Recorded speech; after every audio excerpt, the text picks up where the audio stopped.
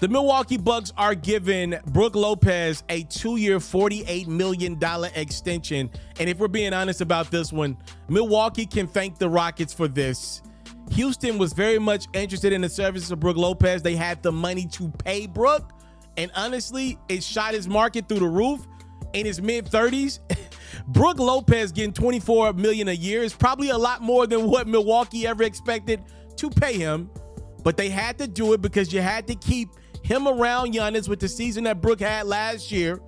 If you're the Bucks, you're showing that you're committed to keeping Giannis there. This is a mid-market team that's going to be deep in luxury tax scenarios after paying Middleton and now paying Brook Lopez the bags this offseason. Lamelo Ball becomes the third member of the 2020 draft class to get an extension, joining Halliburton and Bane.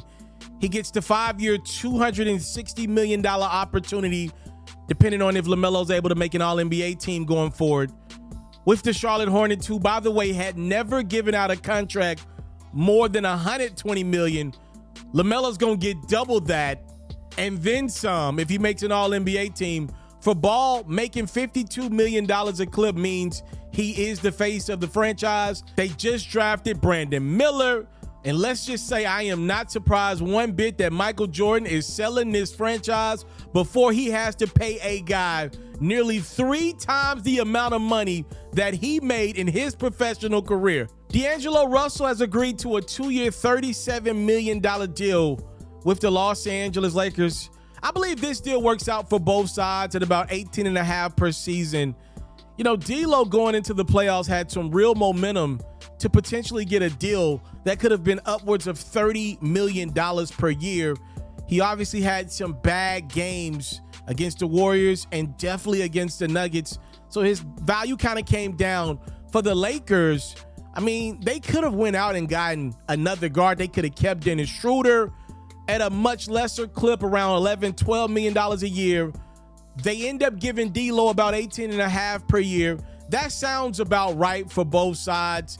D'Lo gets to stay in Los Angeles, where he does have a home. Obviously, his career began there. The Lakers pretty much were able to keep all of the pieces that they wanted, that they got at the deadline. I think it's a win for both sides. Austin Reeves gets 4 years, $56 million to remain with the Los Angeles Lakers. Austin was a restricted free agent. Any team out there could have made a bid for his services, and the Lakers would have had the option to match it. $14 million a year feels right for what Austin brought to the table last year, which I look at as his rookie year. Obviously, I know he had been with the Lakers the previous season, but he had Russ in his ear, Melo in his ear, Rondo in his face, Dwight in his face, LeBron 80. Too many celebrities were around Austin year one.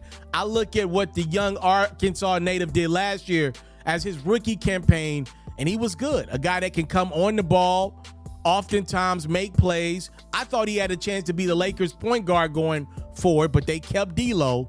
I think Austin's in a good situation. He continues to learn the game, defend at an elite level.